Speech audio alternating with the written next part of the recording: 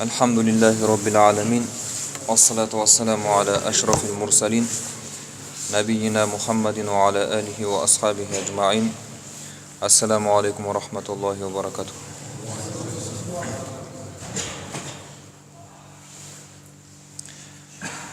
Ma jaa fi imamati rasulillahi wa izarihi wa ridaihi. Пайғамбар саллаллаху алейхи ва салламның сәлдесі, изары, астын жаққа киетін киім, және ридасы, рида деген үстіге киетін киім. Осы айтылғандарға байланысты келген риуаяттар туралы бап.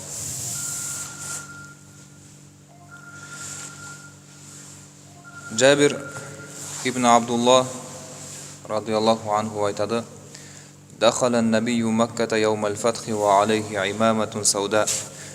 Пайғамбар саллаллаху алейхи ва саллям фатх күні, яғни мұсылмандар Меккені қолға алған күні, Меккеге кірген кезінде басында қара сәлде болды дейді. Басында қара сәлде болды. Негізі пайғамбар алейхиссалам көбіне жақсы көріп киетін киімі өткенде риуаяттарда келді, ақ түсті киімді де. Және үмбетіне де ақ киіңдер, мәйіттеріңді ақпен жерлеңдер деді. Енді шарықтарда келеді, бұл жерде Меккені мұсылмандар алып жатқан кезде не үшін пайғамбар алейхиссалам қара сәлде киді дегенде, кейбір ғалымдар айтады, бұл билік бүгіннен бастап мұсылмандардың қолына өтті, пайғамбардың қолына өтті деген бір белгісі дейді. Бір басшылықтың, үстемдіктің белгісі ретінде сондай қара сәлде киіп келген дейді. Және кейбір риуаяттарда келеді, бұл күні пайғамбар саллаллаху алейхи ва салламға Аллах тағала оған дейін де, одан кейін де ешкімге рұқсат етпеген нәрсені рұқсат етті дейді. Жалпы Меккенің харам мешітінің айналасы, жалпы ол жер харам деп, харам аумағы деп не үшін аталады? Ол жерде қан төгуге, тіпті өсіп жатқан өсімдіктеріне шейін жылуға болмайды, тыйым салынған, харам. Сондықтан да ол қасиетті жер. Енді пайғамбар алейхиссаламға сол уақытта, кешегі өткенде бір риуаятта айтылғандағыдай хабарларда келді ғой. Сол жерде жаңағы нәрселерді, қан төгуді Аллах тағала бір уақытқа рұқсат етті дейді. Ибн Омар радиаллаху анху айтады: Кана набию иза атамма садала имаматаху байна катифайхи. Пайғамбар саллаллаху алейхи ва саллям басына сәлде орайтын болса, оның шалмасын, яғни артылған несі бар ғой, соны екі жауырынның ортасына түсіріп қоятын еді дейді. Жалпы мына Бухари мен Муслимнің риуаяттарында, басқа да сахих хадистерде келеді, сахабалар Жәбірейіл періштені адам бейнесінде келгенін көрген риуаяттар бар ғой. Сол кезде Жәбірейіл періште де осындай ақ сәлде жаңағыдай етіп шалмасын иығының екі жауырынның ортасына түсіріп қойып келгендігі туралы хабарлар бар. Сол айтылады. Енді жаңағы шалмасының ұзындығына шейін кейбір риуаяттарда айтылады. Ол ең қысқасы 4 саусақ болған. Ең ұзыны 1 шынтақ болған. Жаңағы шалманың. Одан аспаған дейді. Одан кейін табиғиндердің де осындай үлгіде сәлде кигендіктері, олардың кейбіреулері, мысалы Мұхаммад ибн Сирин секілді табиғиндер оны сары түске бояғандары туралы хабарлар бар.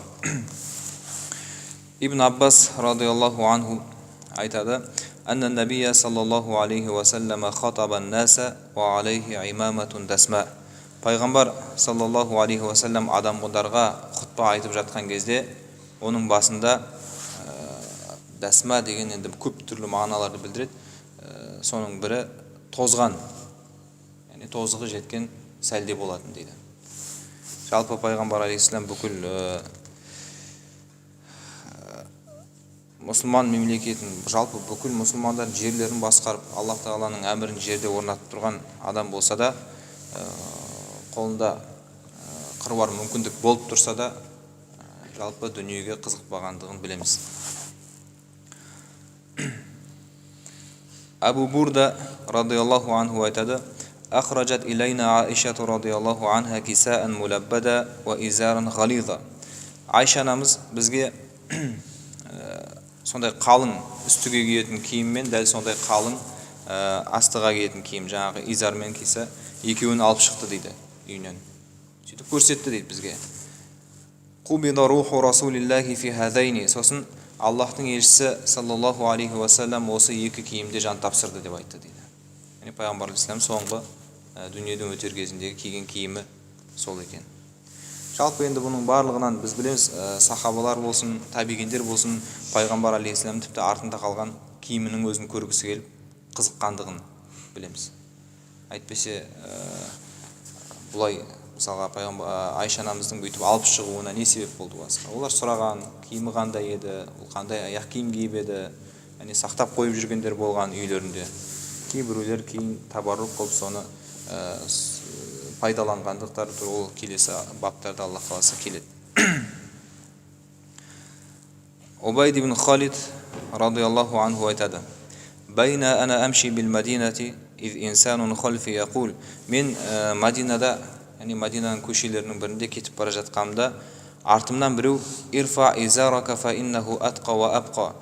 Изарыңның етегін, изарыңды көтер, себебі ол тазалыққа және ұзақ сақталуына, яғни киімнің ұзаққа жетуіне жақсырақ деп айқайлағанын естідім дейді. Фа иза хуа расулуллах. Бұрылып қарасам ол Аллахтың елшісі саллаллаху алейхи уассалам екен дейді. Тазарақ дегені енді етең жолда неше түрлі жаңағы тезектерге басқаларға жұқпайды дегені ғой. Фақульту я расулаллах иннама хия бурдатун малха. Сосын мен ей Аллахтың елшісі, бұл изар емес, яғни шапанның өзі ғой.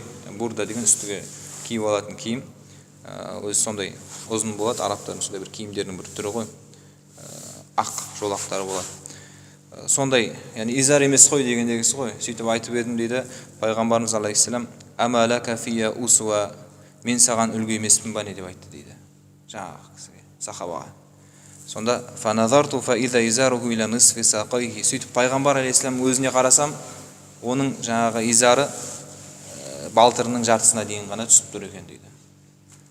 Яғни менің киім кию үлгім саған өнеге емес па деп пайғамбар алейхиссалам оған тағы да ескертіп айтты дейді. Салама ибн Аква радиаллаху анху айтады: "Кана Усман ибн Аффан я'тазиру иля ансафи сақайхи." Осман ибн Аффан радиаллаху анху, төрт халифаның бірі, изар киген кезде оны балтырының ортасына дейін ғана, яғни балтырына дейін ғана түсіріп киетін. Вақала хаказа канат израту сахиби, яғни набия саллаллаху алейхи вассалам. Пайғамбар алейхиссаламның изары осындай болған, яғни осы жерге дейін түсіп тұратын болған деп өзі әрі оған қоса айтатын еді дейді Осман радиаллаху анху. Худайфа ибн Яман радиаллаху анху айтады: "Ахаза Расулуллахи саллаллаху алейхи вассалама би адлати сақай ау сақихи." Пайғамбар саллаллаху алейхи вассалам балтырдағы ет бар ғой, сол жерінен қысып алды дейді пайғамбар саллаллаху алейхи вассалам. Сөйтті де "Хаза маудиул изар." Изардың түсіп тұратын жері осы деп айтты дейді. Яғни жаңағы балтырының етін көрсетіп. "Фа ин абайта фа асфалу." Егер болмаса бұдан да түссін. Яғни егер олай түсіріп кию жараспайтын болса, ұнатпай жалпы түсіріп кимеймін десең олай, яғни ондай неге дейін көтермеймін десең, одан да сәл түссін. "Фа ин абайта фала хаққа лил изари фил каабайн." Егер одан да бас тартсаң, яғни олай да болмайды десең, онда изардың, яғни жаңағы астыға киетін киімнің тобыққа дейін түсуге хақысы жоқ деп айтты дейді. Яғни бұл жерде шархта келеді юхмалу алал мубалага. Бұл жерде күшейту. Пайғамбар алейхиссалам оның жаңағы макрухтығын күшейтіп ескертіп айтып жатыр дейді. Айтпесе жаңағы хадистерде тыйым салынып келгені ол тобықтан әрі асса деп келген ғой. Бұл тобыққа дейін де, тобықта да болмайды деп бұл жерде жаңағы күшейтіп айтып жатқаны дейді. Бұл жалпы пайғамбар алейхиссаламның сәлде изар шапандарына байланысты келген риуаяттар. Келесі Маджаа фи мишияти Расулиллахи ва джилсатихи ва стилқаихи. Пайғамбар алейхиссаламның жүрісі, отырысы, яғни отыру үлгісі және жатуы. осыған байланысты келген риуаяттар. Абу Хурайра радиаллаху анху айтады: "Ма раайту шай'ан ахсана мин расулиллахи, каанна аш-шамса таджри фи вajhi." Мен Аллах елшісі саллаллаху алейхи вассалам сияқты көркем еш нәрсені көрген жоқпын дейді. Тіпті күн оның бетінде тұрғандай дейді. Күннің өзі оның бетінде тұрғандай дейді. "Вала раайту ахадан асра фи мишатихи мин расулиллах." Сондай-ақ Аллах елшісі саллаллаху алейхи вассаламнан тез жүретін ешкімді көрмедім дейді. "Кааннамал арду тутуа лаху." Жер оның астында айналып жатқандай дейді. "Инна ланужхиду анфусана ва иннаху лагайру муктарис." Біз болса оған жете алмай, өзімізді қинап келе жатамыз, ал ол өзінің қалыпты жүрісінде жүріп келе жатады дейді. Яғни бұны пайғамбар алейхиссалам әдейілеп тез жүрмейді, оның жүрісі сондай екендігін айтып жатыр. Біз барымызды салып келе жатамыз дейді, ал ол өзінің қалыпты жүрісімен жүріп келе жатады дейді. Өткендегі риуаяттарда келді, адымы да пайғамбар алейхиссаламның кең болғандығы туралы.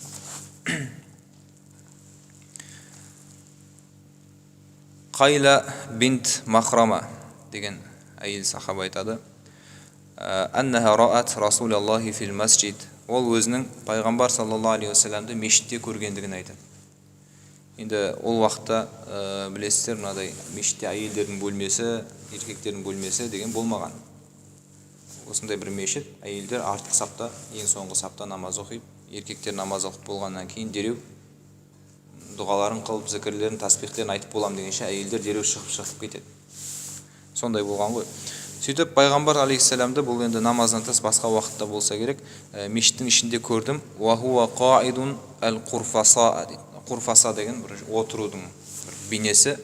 Ол осылай тізерлеп, бірақ қарнына санына тақап жабыстырып, және екі алақанын қолтығына тығып отырғанын көрдім дейді. Сондай бір бойында қорқыныш байқалып тұр дейді пайғамбарымыз алейхиссалам. Мешітте осылай екі тізерлеп, және мына қарнын екі санына жабыстырып, екі алақанын қолтықтарына тығып осылай отырғанын байқадым дейді. Енді бұл сөз басқа да отырудың үлгісін қамтиды. Оны кейбір шарттарда былай келтіреді: жамбасымен отырып, екі санын қарнына жабыстырып, былайша айтқанда тізесін құшақтап отыр дейді бізде. Осылай отыруды да білдіруі мүмкін. Бірақ бұл жерде дұрысырағы жаңағы бірінші бейнесі. Өйткені оның бойында қорқыныш байқалып тұр дейді. قالت فلما رأيت رسول الله المتخشع في الجلسة أرأيت من الفرق. Мен пайғамбар алейхиссаламның сондай бір қорқыныш бойынан байқалып, сондай бір бейнеде отырғанын көрген кезінде менің де бойымда қорқыныш билеп кетті дейді. Кейбір риуаяттарда пайғамбар алейхиссалам "Я мискина алейка сакина" деп айтқан екен оған. Байқаған ғой енді қорқып тұрғанын. Сөйтіп мискин деген бұл жерде бейшара, қасқа деген сияқты мағынада тыныштал деген кезде барып жаңа қорқыныш бойымнан кетті дейді. Пайғамбар алейхиссалам айтқан кезде барып. Енді бұл Аллах Тағаланың ең сүйікті пайғамбары осындай қорқыныш бойында болса деп ойлаған шығар енді сахабаның. Біз қалай боламыз деген сияқты. Жалпы пайғамбарымыз алейхиссалам айтқан жоқ па: "Мен сендердің Аллах Тағаладан ең қатты қорқатындарыңмын және ең тақуаларыңмын" деп сендердің. Сондықтан мысалға қандай мүмін, қандай тақуа адамның жүрегінде қорқыныш болатын болса, пайғамбар алейхиссаламның жүрегінде одан да қатты қорқыныш болатын болған. Әлгі имам Ғазали Ибрахим пайғамбардың қиссасын келтірмей ма? Ибрахим Халилулла дейміз ғой, Аллахтың досы. Ақыреттің азаптарын, сондай тозақты ойлаған кезде қатты қорқып өз-өзіне келе алмай қалады екен. Сөйтіп бір күні Жәбірейіл періште келді дейді: "Ей Ибрахим, Аллах Тағала саған сәлем жолдап, және досынан қорқатын дос бола ма екен деп айтып жатыр" дейді. Сонда Ибрахим пайғамбар айтқан екен: "Мен Аллахтың қатты азабын ойлаған кезде достығымызды ұмытып кетемін" деп. Яғни пайғамбарлар тақуалық жағынан да, қорқыныш жағынан да, құлшылық жағынан да, барлық жағынан өздерінің үмбеттерінен артық болатын болған. Абдулла ибн Зайд أنه رأى النبي صلى الله عليه وسلم مستلقيا في المسجد пайғамбар саллаллаху алейхи вассаламның мешітте жатқанын көрдім дейді. Жатқанын. Вадиан ихда риджлайхи алал ухра. Бір аяғын екінші аяғының үстіне қойып жатыр дейді. Енді оны әлгі Муслимнің шарықтарында келтіреді. Оны біз жаңағы кейде өзіміздің аяғымызды көтеріп жатамыз ғой, бір тіземізге екінші аяғымызды қойып, олай емес дейді. Олай түсініп қалмау керек. Өйткені олай қылатын болса, адамның асты ашылып қалуы мүмкін. Сондықтан бұл жердегі бір аяғын екінші аяғына қойып жатуы пайғамбарымыз алейхиссалам. Кәдімгі аяқты созып, былай бірінің үстіне бірін қойып, осы айқастырып жатуы меңзеледі. Жалпы осындай бейнеде пайғамбар саллаллаху алейхи вассалам жатқан. Абу Саид аль-Худри радиаллаху анху айтады: "Кана Расулуллахи иза жаласа фил масджид." Пайғамбар саллаллаху алейхи вассалам мешітте отыратын болса, ихтаба биядайхи дейді. Бағана біз көрсеткен бейнеде жан басына отырып, екі тізесін қарнына тигізіп, осылай санын құшақтап, тізесін құшақтап отыратын еді дейді мешітте отырса. Жалпы ұстаздарымыз айтады, мынау кітаптардың барлығын оқып келген кезде пайғамбар алейхиссалам 4 түрлі отыру бейнесі байқалған екен. 4 түрлі отыру бейнесі. Ол біреуі осылай малдас құрып отыру, малдас құрып. Екіншісі жаңағыдай тізесін құшақтап отыру. Үшіншісі бағана көрсеткеніміздей тізерлеп отырып, қарнын екі санына тигізіп, екі алақанын қолтығына тығып отыру. Төртіншісі арқасын сүйеп, аяғын созып отыру дейді. Өйткені қағбаға солай отырғандығы туралы риуаяттар бар екен. Жалпы осындай 4 бейнеде пайғамбар саллаллаху алейхи вассалам отырған деп айтады.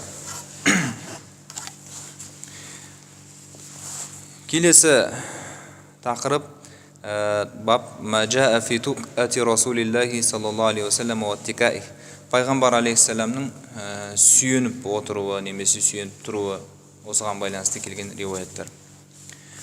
Абу Бакра, бұл Абу Бакр емес, Абу Бакра, басқа сахаба радиаллаху анху айтады: пайғамбар саллаллаху алейхи вассалам ала ухаддисукум би акбарил кабаир. Сендерге үлкен күнәлардың үлкенін айтайын ба деп айтты. Яғни ол қандай күнә? Үлкен күнәлардың үлкені. Бәлә я Расулалла, біз әрине айт, ей Аллахтың елшісі деп айттық дейді. Сонда пайғамбар саллаллаху алейхи вассалам біріншісі әл-ишраку биллах, Аллаға серік қосу деп айтты. Екіншісі уақуқул валидайн, ата-анаға қарсы шығу, яғни құрметтемеу, сыйламау.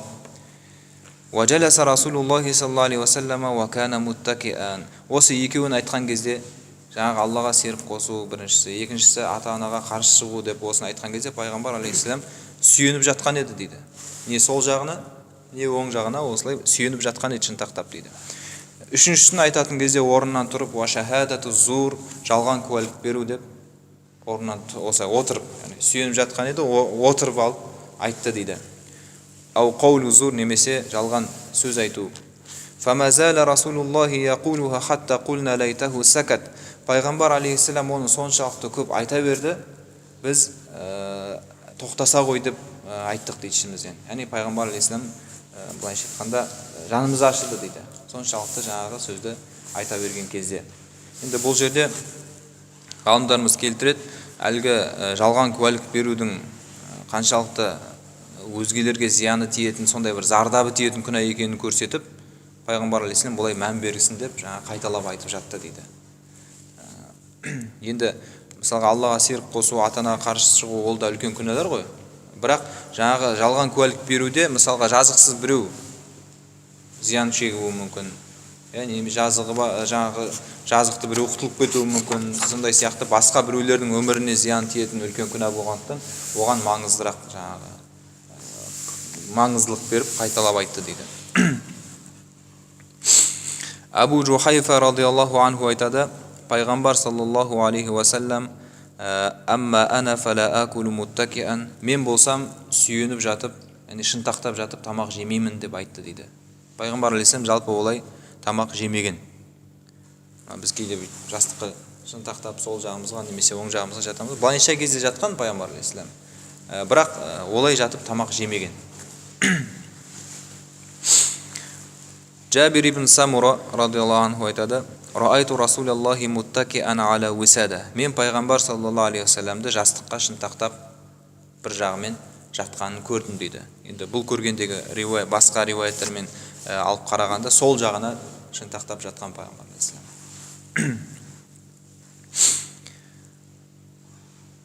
Фадл ибн Аббас радиаллаху анху: "Дахалту аля расулиллахи фи марадихи аллази туфия фих." Мен пайғамбар саллаллаху алейхи вассаламның қайтыс болар алдындағы науқас болып жатқан кезінде үйіне кірдім дейді. Ва аля расихи исабатун сафра, басында сары таңғыш бар екен дейді. Яғни басын байлап қойған ғой. Фасалламту алейхи, сосын мен оған сәлем бердім. Пайғамбар алейхиссалам сәлемін алып, "Я Фадл" деп айтты дейді. "Ей Фадл" деп маған атымды атады дейді. Мен "Лаббайка я Расулаллах", тыңдап тұрмын деген сияқты мағынада ғой, лаббайка, айта беріңіз деген сияқты, "Ей Аллахтың елшісі" деп айтып едім. "Уштут би хадихил исабати раси", мына менің басымдағы таңғышты қаттырақ тартып байлаш деп айтты. Енді бас қатты ауырған ғой, енді пайғамбар алейхиссалам дүние салатын күндері ғой осы. Басымдағы таңғышты қаттырақ тартып байла деп айтты. Сөйтіп байладым. Сумма қаада, сосын орнына отырды дейді. Яғни жатқан кезі ғой, пайғамбар жатқан кезде басын байлап берген, сосын отырған.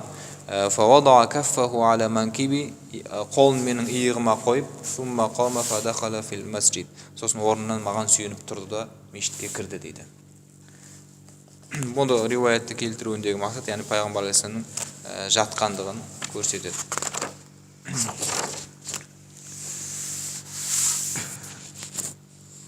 Келесі баб маджаа фи сифати акли расулиллахи ва хубзих. Пайғамбар алейхиссаламның тамақ жеуі, қалай жеген, қандай бейнеде отырып жеген ба, қалай жеген деген сияқты мәселелер, және нан жеуі туралы келген риуаяттар. Кааб ибн Малик радиаллаху анху айтады: "Анна набия кана ял'ақу асаби'аху саласан." Пайғамбар саллаллаху алейхи ва саллям тамақ жеп болғаннан кейін саусақтарын 3 рет жалайтын дейді. Енді пайғамбар алейхиссаламның жалпы риуаяттарын алып қараған кезде тамақты мына бас бармақ және сұқ саусақ, сосын ортаңғы саусақ, осы 3 саусағымен жеген дейді көбіне. Бірақ кейде 5 саусағымен де жегендігі туралы риуаяттар бар. Енді осы жерде тамақ жеп болғаннан кейін саусақтарын жалап, жаңа тамақтың нелерінен тазартатын дейді. Енді имам Науауи Муслимге жазған шархында былай деп айтады. Жалпы мынадай хадис бар екен. Тамақтың еш нәрсесін қалдырмаңдар мағынасы. Өйткені сендер тамақтарының қай жерінде береке екенін білмейсіңдер. Яғни тамақтың берекесі қай жерінде екенін білмейсіңдер дейді. Ол мына тамақтың табақта қалған қалдығында ма, әлде мына қолыңызда қалған қалдықта ма, әлде жерге түсіп қалған ұнтақтарда ма, берекесі дәл қай жерінде екенін білмейсіңдер, сондықтан еш нәрсесін қалдырмаңдар деп пайғамбар алейхиссалам айтқан екен. Сол себепті бұл 3 саусақты жалау содан екен. Енді бір риуаяттарда ол юл-ақ деп келеді екен. Мына жерде ял-ақ, яғни өзі жалау болса, бір риуаяттарда оны жалататын деп келген екен. Мынау бізде асату деген бар ғой. Сол сияқты басқа, мысалы тиберік мақсатында табаррук. Пайғамбар алейхиссалам енді қолы берекелі ғой, енді оның қолындағы тамақта береке, біреулерге шипа болып даруы мүмкін мысалы. Сондай мақсатта басқа жанындағы жақын сахабаларына сөйтіп рұқсат беретін болған саусақтарын жалауына.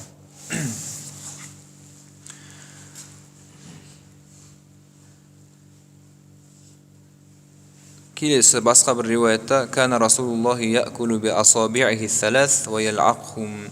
Пайғамбар саллаллаху алейхи вассалам 3 саусағымен тамақ жеп, сосын оларды жалайтын дейді.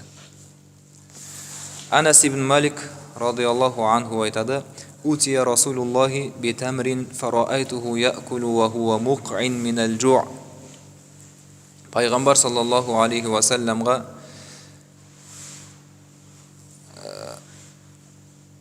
құрма алып келінді дейді. Пайғамбар құрма жеді және ол құрмаларды жеп жатқан кезде қарны аш болатын дейді. Жалпы көп жағдайда пайғамбарымыз алейхиссалам қарны аш болатын болған. Оны мына келесі Айша анамыздан жететін риуаят мағынасын ашықтай түседі. Машаби'a алу Мухаммадин мин хубзи шаири яумайни мутатаби'айн хатта қубида Расулуллах. Пайғамбар Мұхаммедтің отбасы дейді, Айша анамыз айтады. Әйелдері, бала шағалары 2 күн қатарынан нан жеп тойған емес дейді. 2 күн қатарынан нан жеп тойған емес. хатта қубида Расулуллах. Және осылай пайғамбар саллаллаху алейхи уассалам жан тапсырғанға дейін, яғни өмірден өткенге дейін жалғасты дейді. Пайғамбар өмірден өткенше пайғамбардың отбасы 2 күн қатарынан тойып нан жеген емес дейді. Басқа ет тамақтарды айтып тұрған жоқ, нанның өзін айтып жатыр. Онда да бұл жерде хубзу шаир дейді. Бидайдың наны емес, арпаныкі. Анау ең сол кездегі былайша айтқанда төменгі сорт нандар ғой, сол уақыттағы. Соның өзіне тойып пайғамбар алейхиссалам тамақ жемеген екен. Абу Умама радиаллаху анху айтады: "Ма кана яфдулу ан ахли байти Расулуллахи хубза шаир." Аллах елшісінің шаңырағында жаңағыдай арпаның нанынан нан артылмайтын дейді. Былайша айтқанда кейде жетпей де қалатын деген мағынада ғой.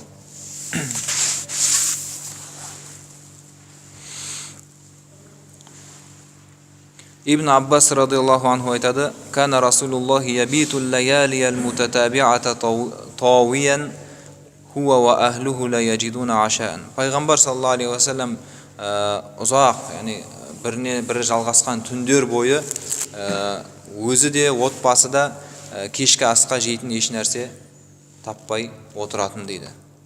Ва кана аксару хубзихим хубза шаир. Олардың көбіне жейтін нандары жаңағы арпаның наны еді дейді.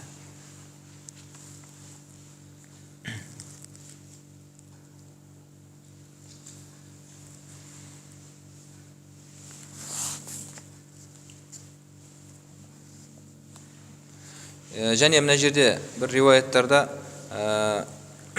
Анас ибн Малик радиаллаху анху айтады: "Ма акала набиюллахи аля хиванин вала фи сукурруджа." Пайғамбар саллаллаху алейхи вассалам жалпы бұл сөздерді бір мағынам айтатын болсам, мына үстел бар ғой, біз тамақ жеген кезде қойып отыратын үстел, стол мынандай. Сондайға отырып тамақ жемеген, және орындық бар ғой, орындыққа да отырып тамақ жемеген. Енді қалай жеген деп осыны тыңдап отырғандар сұраған кезде аля хадихи суфар, суфар дейді, сапар деген сөзден шығады. Жолаушылап жол жүрген кезде бір нәрсеге түйіп, мысалға заттан алып шығасың, соны жай жіберіп, соның үстіне жемейсіз ба далада. Сондай теріден жасалатын, әрдайым тек сапарда қолданылатын болғасын, солай аталып кеткен суфар деп. Сондай теріден жасалған бірандай дастархан сияқты ғой. Соны жай жіберіп, жерде отырып жейтін болған дейді пайғамбарымыз саллаллаху алейхи вассалам тамақтарын.